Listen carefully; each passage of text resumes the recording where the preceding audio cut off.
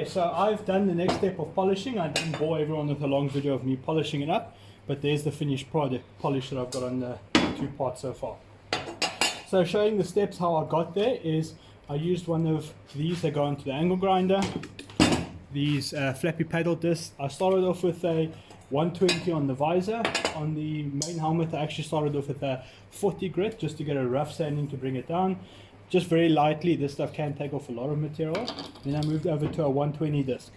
So 120 flappy disc, then I smoothed it up quite a bit more.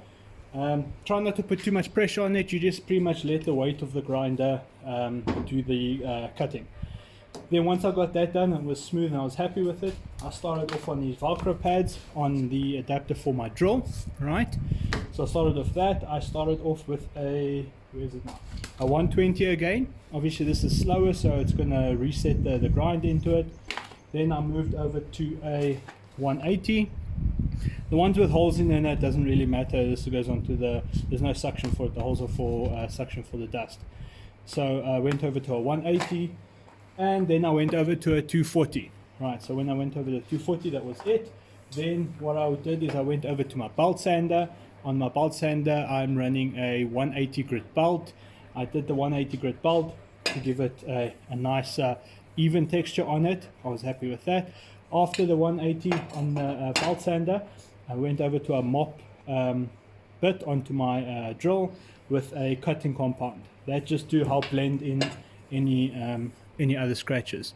So there we go. So I went through all of those steps and this is the final product. So now it looks quite nice.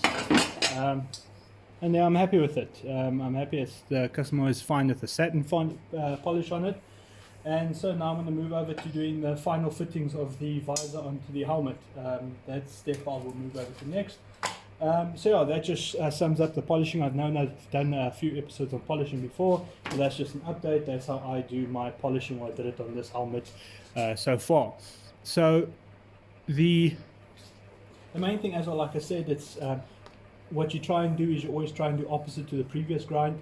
So if the grind marks are going across like this, the next one with the finer grit, you will do perpendicular to it, and then so far you keep swapping over like that. So you remove the previous one's grind, you can also see the marks left over.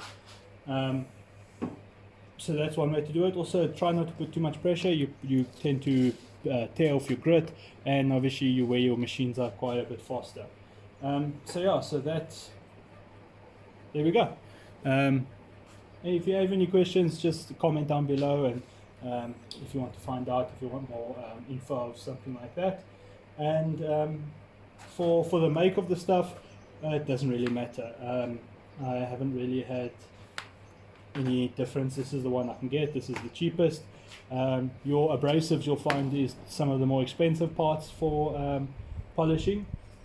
I don't know why. I suppose if you buy it in bulk you can get it cheaper. I just buy it from the hardware, so I must definitely look for a better supply of that.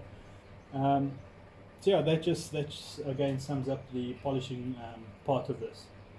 Okay, let's move on to the next step.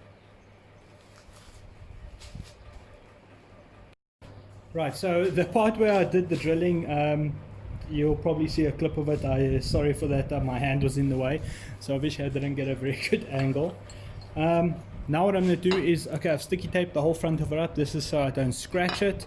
Don't scratch it, nice polish. So what I'm going to do now is I'm going to take a cold chisel with a sharp edge, and I am going to now cold cut between the drill sections there. So I'm going to cut that out so that I can thin the steel out, and it will make it easier to cut out in a bit.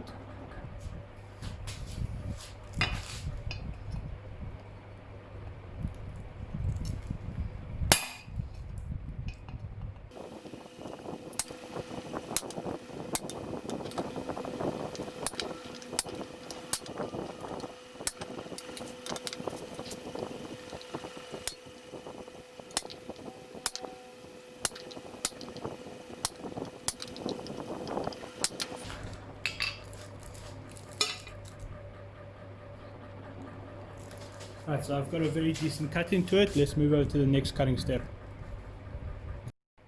Right, so what I have here is a little Dremel tool with a cutting disc attachment onto it. Now what I'm going to do is I'm going to cut between those lines that I've chiseled out.